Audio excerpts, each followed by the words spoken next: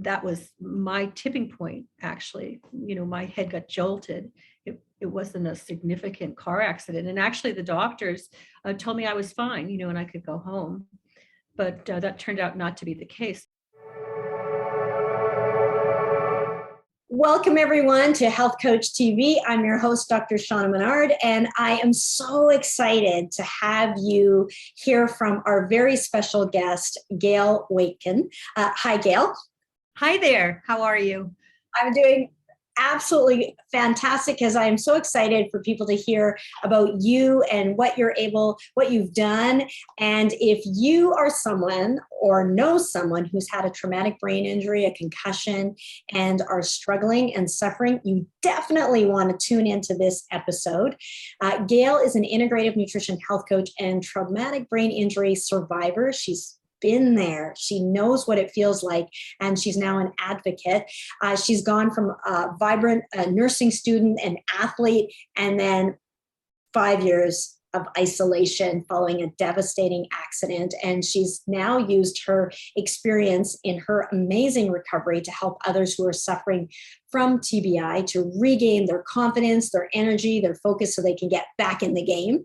And she is the author of 2 best-selling books, Heal Your TBI, the 7-step approach for recovering from a traumatic brain injury. Do you have it there? You want to flash it up?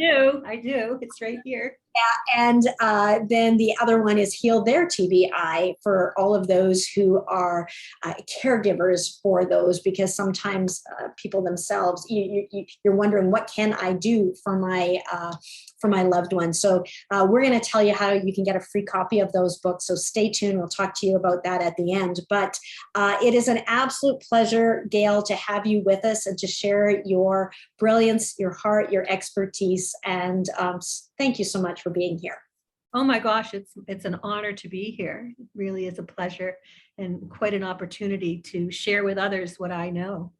Excellent. Well, let's start off. Tell us, what is it that you do now, Gail? What do you do? I help high school athletes regain their focus and their energy so they can get back in their game.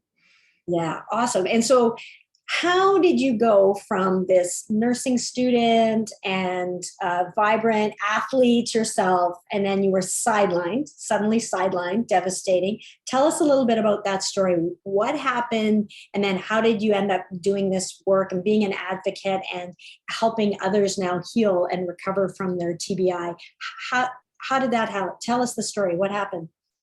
Well, I was in nursing school, and I was having a great time making new friends, and it was really a lot of fun. I had a plan to be the nurse with the EpiPen on an Italian bike tour company, and ride my bike and take photographs, and that didn't happen. I had a car accident, actually, and that was the first time that I had a head injury from an accident such as that. All my other accidents were athletic related.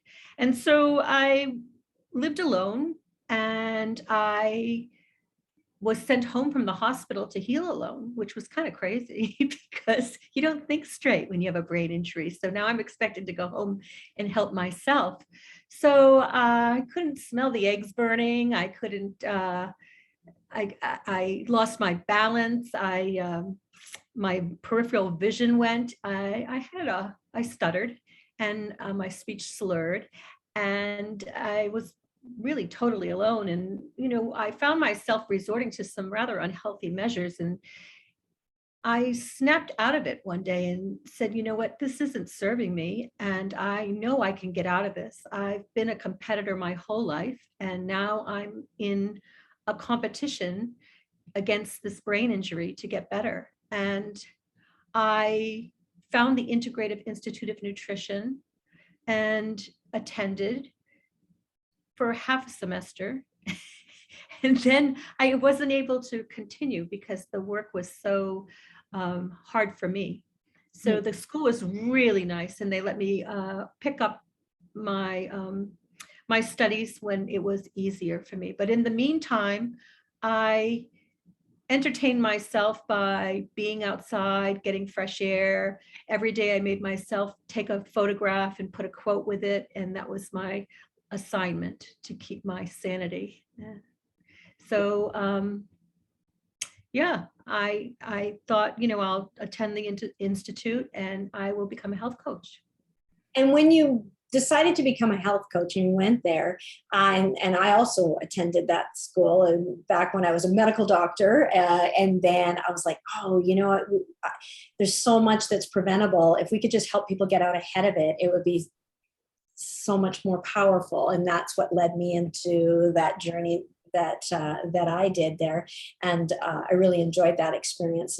And so when you went to become to IIN to become a health coach, was your intent just to help figure out a way to heal yourself, or was it already now you helped yourself and you're wanting to help others, or was it a little bit of both at that point? Do you remember? I do remember it was actually, I wanted to help me. I wasn't thinking about helping people with brain injuries. I was looking for answers. Yeah, yeah. And so as you piece together, and I know you've done some tremendous work, and for those of you in her book, Heal Your TBI, many of you may have heard of Dr. Mark Hyman, and he actually has endorsed Gail's book and says, anyone who has a brain injury definitely should get a copy of this. So that's, some pretty high praise. I've also praised it, but he's a little more, better known than I am. And it's a fantastic a place for people to focus. So you've come from, I don't know what to do, all the way full circle to, what to do, and you can guide people through that journey, and expertly. Some of the things that you've been able to accomplish with people is just, tremendous. Tell us a little bit about, well, pick up the story wherever you want. Was there something that you kind of hit that last straw, rock bottom? You kind of drew on your competitive spirit, your athletic spirit. I know when my dad had his fatal stroke, which he's still alive 5 years later, but the way we approached that too was we used a lot of athletic, I'm going to say, nutrition and supplements, because I'm like, things that improve your performance. He's in the race of his life, really. So when is it more important to have your energy and your clarity and your strength? Is now.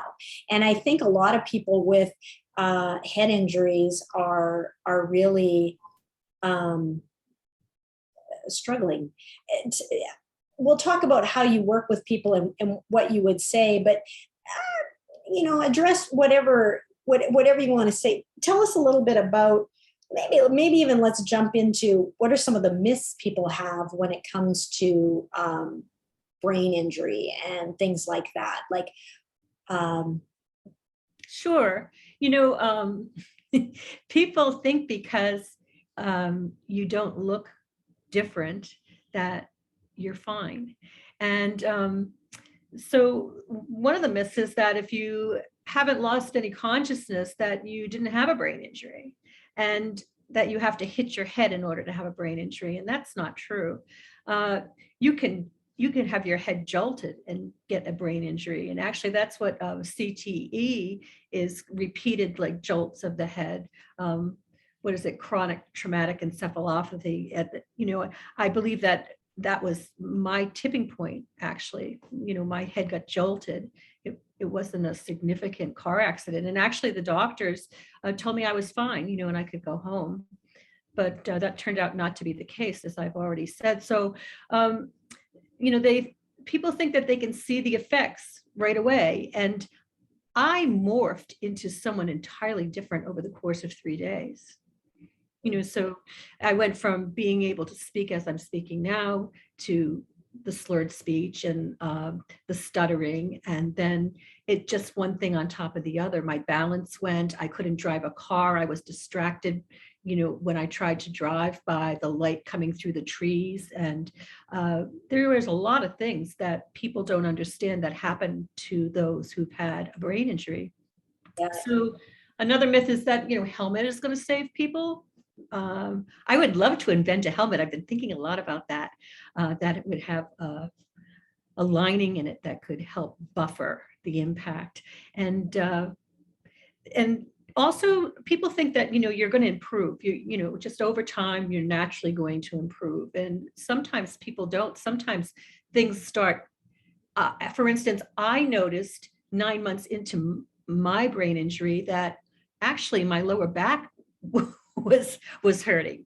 And I didn't even realize that till then. And that was something that had happened in the accident. But because my brain was so mashugana, if you will, I never really, and because I also was so sedentary most of the time, that I didn't realize that. So it's really important to check in with people.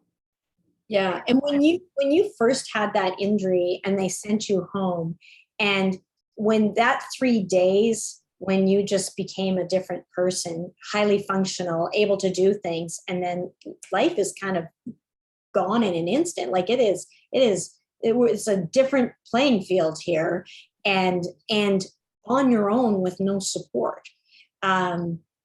So that was that 3 days where, and yet people would say you're fine, but wasn't fine. I think that's a thing, we were talking about earlier about how it's such an invisible injury, where, it's not like you have a cast on or a sling on your arm and people would be like, okay, you have a sling on your arm. They're not going to get you to help them lift or this thing. They're going to maybe help you out a little bit. You got a cast on your leg. They're not going to say, hey, can you run and get me this? They're going to help you out. But a brain injury, you look the same. You look okay. What's your problem? And without having the faculties to explain not even knowing what's going on, right? Not even knowing yourself what's happening, terrifying. And I think what I've found is, there's people throughout my life that I know. There was someone when we were in high school. He was on a 10-speed bike and got hit by a car. Was engaged to be married, and completely, I kind of want to say destroyed his life. I was going to say changed, but really kind of destroyed his life. I wish I'd have known you back then. But he became a different person, was the nicest person, and then became apparently angry. It was hard for me to even imagine that. And so then that derailed that whole marriage, and everything kind of just unraveled.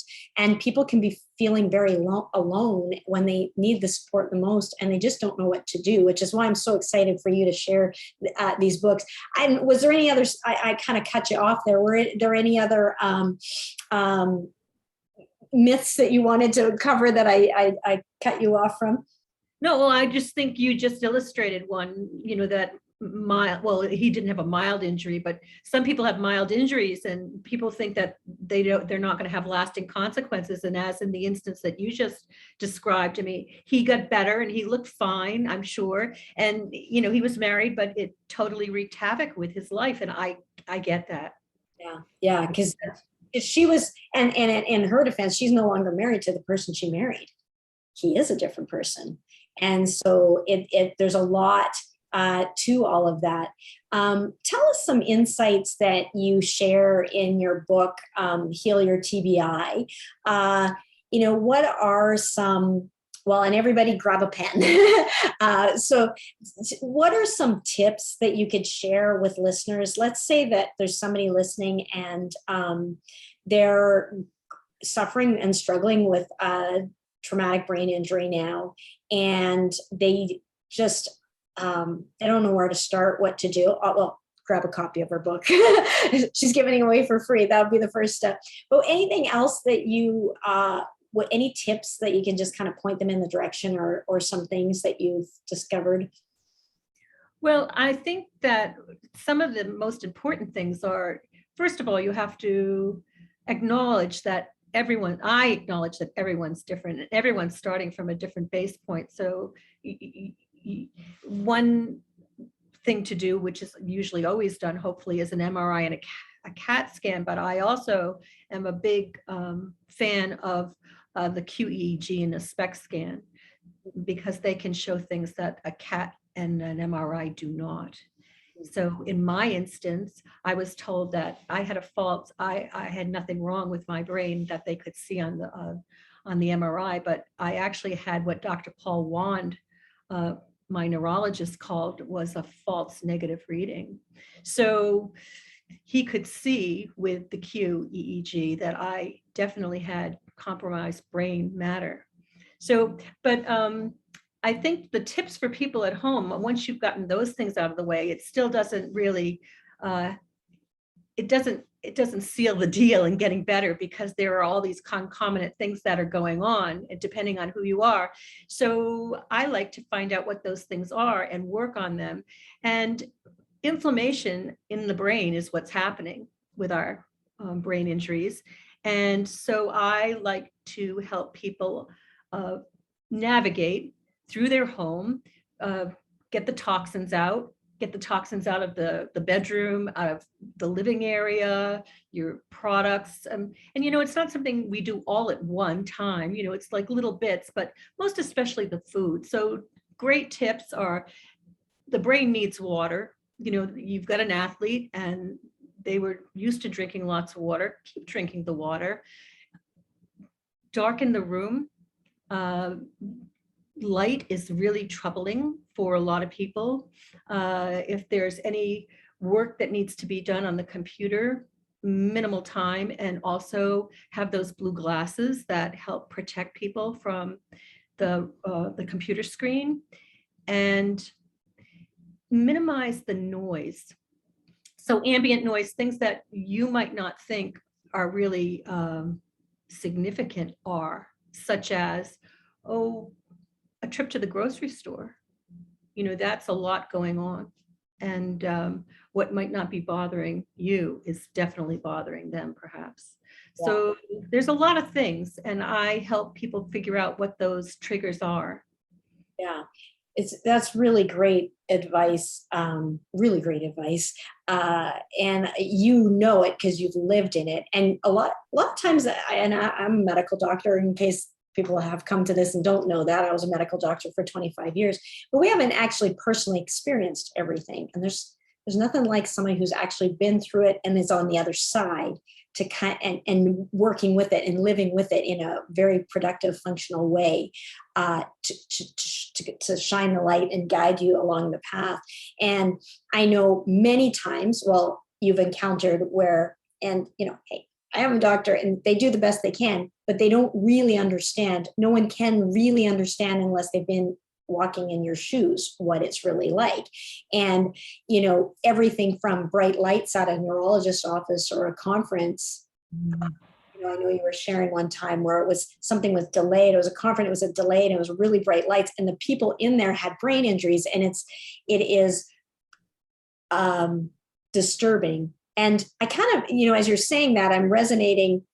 I've not had a brain injury, but when I was pregnant with my first child, I had preeclampsia and really high blood pressure. And just before they had to induce me because it was like off the charts, I remember going into a Home Depot and getting stuff ready for the baby's room. And I don't think I'd been ordered on bed rest or anything at this point yet, but I remember going in there and the fluorescent lights and the noise. Normally just go to Home Depot, no big deal. It was, I like needed to get out of my skin. Like, it's just like very, very uncomfortable. So I can imagine it's something similar to like that. It's just like, it's just too much. And so I think, so some simple tips, easy to do, easy not to do, but really very effective. I know you talk a lot about nutrition as well, in terms of, as you're decreasing inflammation, an anti-inflammatory diet. And then I know that you're a big proponent of customization too, listening to your body, because one size doesn't fit all, basically. Oh, absolutely. Yeah. What other tips would you share with people that are maybe struggling right now? Like so they're getting rid of the toxins, they're darkening the room, they're drinking water, they're, making sure that they're rested in that. Anything else that is helpful for them along their journey? anything that can relax them. So I have many things, many tricks, many methods, many tools to suggest, many practices to use. I mean, meditation, walking meditation. Some people have a hard time just sitting and meditating. I know I do, but I love walking meditations through nature or on the beach. And, so anything to bring the stress level down, because stress induces inflammation in the body. So it's really important that we counteract that with different activities, art making, listening to music, maybe playing a board game, card game, interacting with people in a calm way, because initially you might notice that your friend, your son, your daughter, whoever has this brain injury is being a little crabby. And that's because the brain is having a hard time processing all this external information. So you get very agitated, and it's something to not take personally. And really, when you see that happening, one thing you might do is ask them, what's going on right now? Can I help you? What do you need? Ask them what they need. Maybe they just need you to be quiet, or they need some quiet time.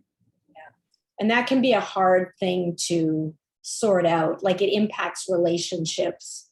And I know you're a big proponent of having a team of support, and you might have it or you might not. And even if you don't, you're living on your own. Even if you don't, that doesn't mean you can't succeed, but it is important. I think one of the biggest things is for people is knowing that success is possible. I think most people feel powerless and like there's nothing that they can do, like they've been struck with this, and now what? There's nothing that they can do. There's no hope, and they feel disempowered. And I think one of the amazing things that you've done, and with the incredible work, seriously, incredible work that Gail has done with her clients, amazing progress. Feel free to share any information. You can do it anonymously if you like, but of things that where people can go from point A to point B. But just knowing that's possible, your own story is telling. I mean, to go from a brain injury, not able to, burning food and not able to slurring words and everything, to now, multiple best-selling author, helping people, like that journey there, incredible and elegant and beautiful and clear and loving and competent, and more than functional, like more than you're thriving. You're not just getting by, you're thriving. And so your story is an inspiration, but you do that with such calm and compassion. But tell us a little bit about, I don't know, you can pick it up wherever you would feel like, either what is sort of one of the key things people need to do to succeed, what's something that they can do, what is the missing link for a lot of people that will make or break them. Let's start there. Well, I think, first of all, thank you so much. That's so kind of you to say all those things. That's really wonderful. I really appreciate that. I think that I know that because traumatic brain injury are concussions, they're invisible injuries, and therefore I've already told everyone, told you all how isolating it can be and how misunderstood people can feel. So it's really important. It was important for me to have a team, and of course, as I did live alone, and I had been taken out of a normal course of life, and all the people that I had been social with were still going on with their lives, and they were all in nursing school. And as a medical doctor, that's a totally different schedule.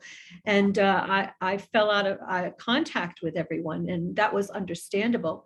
So I had my 2 dogs, and I had my intention of not letting this get to me. So for the people who are watching this right now, I'd like them to know that it's really important to embrace the person who you're loving on, and help them, ask them what do they need, what can you do.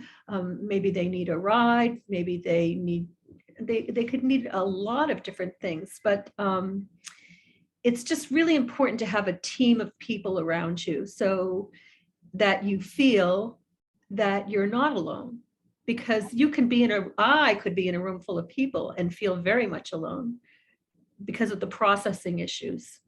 So Yeah. it's a very it's a funny animal. I mean, I can remember going to a lecture, and there was just so much motion and noise inside, people sitting down and everything, and I just went into overload and fell asleep. I missed the whole thing, but I was so exhausted, and that was a real physical reaction to that external Yeah. stimuli. Yeah. Well, I think one of the things that you really do a great job of for people is giving them hope and support, and then also a game plan and a plan to follow. How is it that you work with people, and yeah, how do you work with people? How does that work?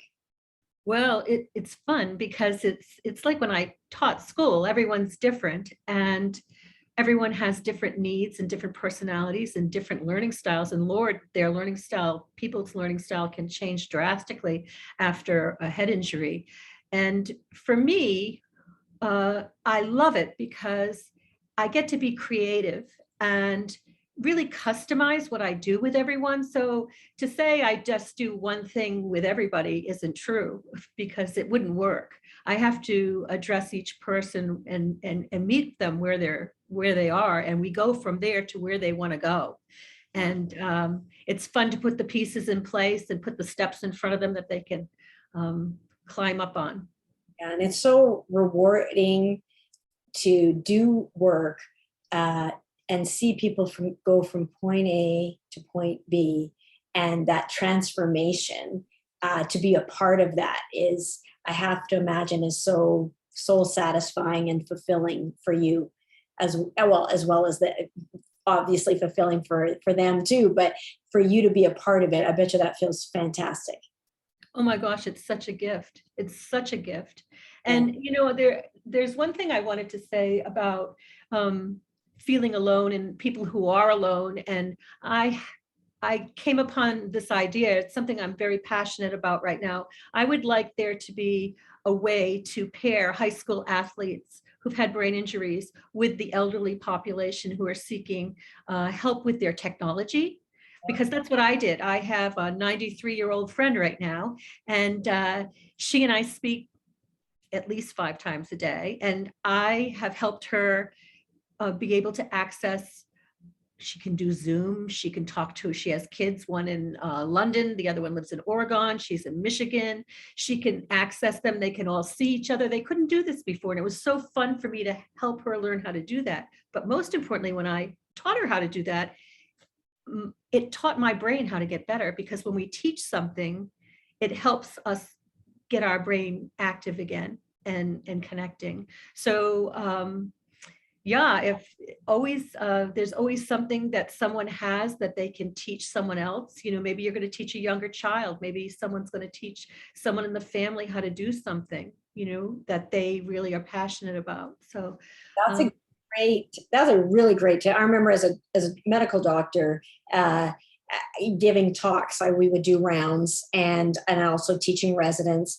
And the best way for me to learn something was to teach it, because I would know it the best. You have to know it the best and I didn't start off knowing it the best, but in order to teach it to someone, I had to not just kind of know it, I had to really know it in order to teach it. And so, yeah, very good point. And, it's kind of a use it or lose it. You're making those synapses and those connections, you use your brain, and it's something, there's neuroplasticity. It can get better and better and better, but we have to find a way to use that, and without getting too frustrated and all of those sort of things. Share with me some, if do you have a success story that you want to share, of, give an example of someone who is, you don't have to use their name, but where they were at and then where they're at now, or, what are some of the things, the improvements people can make just by applying some of these simple steps that are in your book and more? Obviously, there's more to it than that. But, what's possible for people? Let's say they think there's no hope, that they've been told there's nothing that they can do and they just have to deal with it. Share some inspiration or some hope, either from yourself or from one of your clients. Share some ideas of what's possible for people. Well, I think anything's possible, really, and everything's possible. My doctor said to me, well, you're 60 years old and, don't expect much. And I mean, that really lit a fire under me. I was like, whoa, we'll see about that. But I do have a client that, I would be remiss if I didn't mention the client that wrote this amazing testimonial for my second book, Heal Their TBI. His name is Miguel, and he had a horrible accident where he was out in the hospital on life support, a trach and feeding tube, and the hospital, said he had to go home. They couldn't do anything else for him. And, that's been such a fun journey because it's such a happy story. I mean, Miguel went from being out, non-responsive at home, to waking up soon after I put them in touch with a neurologist who, did his magic, worked his magic. And then now we've been working on mindset, and Miguel went from not being able to do anything, move his body really, to now he's walking around a track.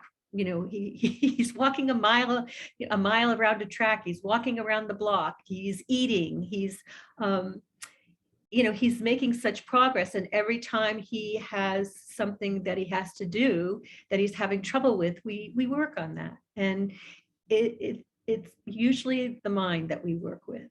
Yeah.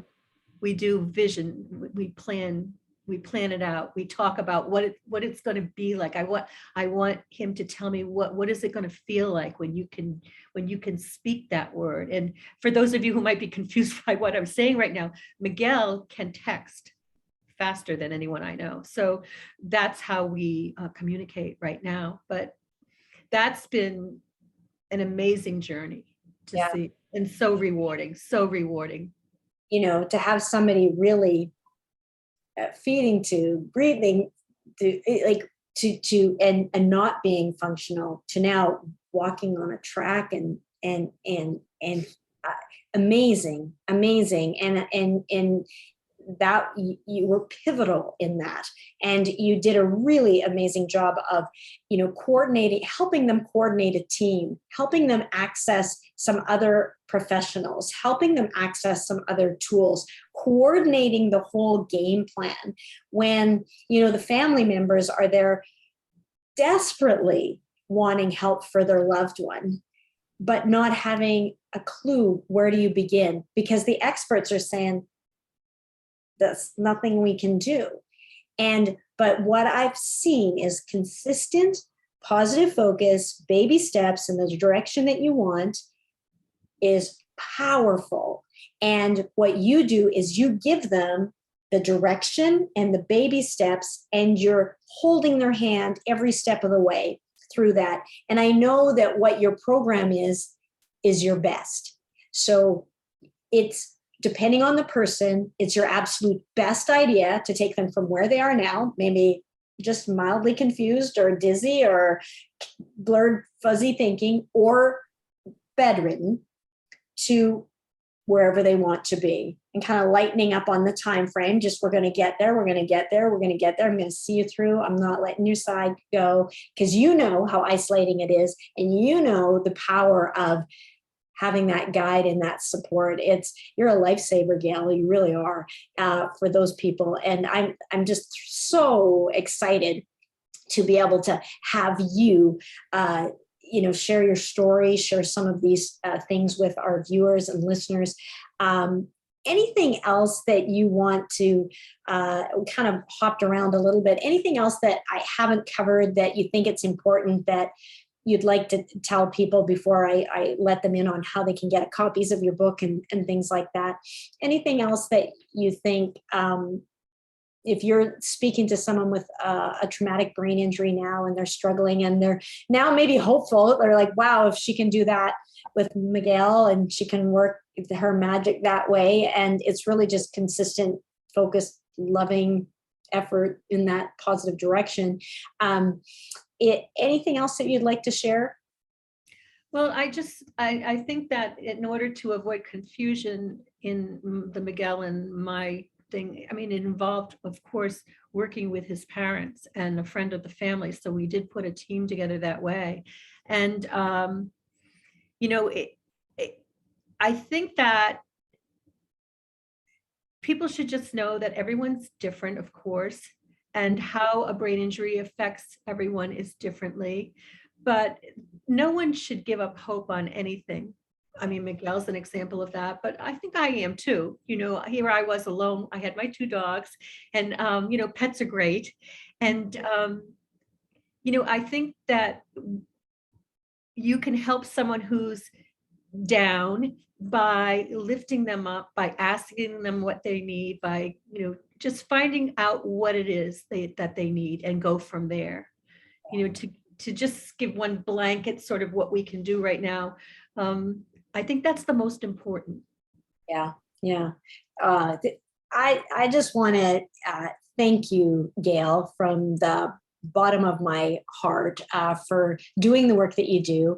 Kind of it gives meaning to all of the mess that you had to go through, and now that you can give back and help people, I know that you're tremendously fulfilled doing the work that you do, and it's important work, and there are so many people thinking there's nothing that can be done, and they're struggling, and also loved ones of people, and that really was the impetus for the second book, Heal Their TBI, because sometimes people with a brain injury, they're not able to, because of their brain injury, seek out the help for themselves, and so loved ones can be helpful to coordinate and communicate with. So that's helpful for people to know that, and your books are great. And so how can people get in touch with you, and how can they get free copies of your books, Gail?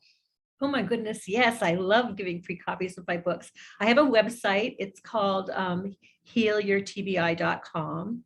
And on that website, there are links for free downloads to the PDFs. And I also have an opportunity there for anyone who has any questions at all, would like to be pointed in the right direction. You can book a call with me and we can discuss it. Awesome. Well, I want to thank you so much, Gail, for being part of this very special Health Coach TV episode. You are extraordinary, and a vision of light, leading the path for people who are suffering from traumatic brain injury. And I just want to thank you for doing the work that you're doing, and for taking the time to be with us here today to let people know more that there is hope. There is not without hope, and anything is possible, and you are living proof, and so are those that you touch. So thank you so much, Gail. Thank you very much. Thank you, Shauna. Awesome. Have a great week, everyone, and most of all, be good for you.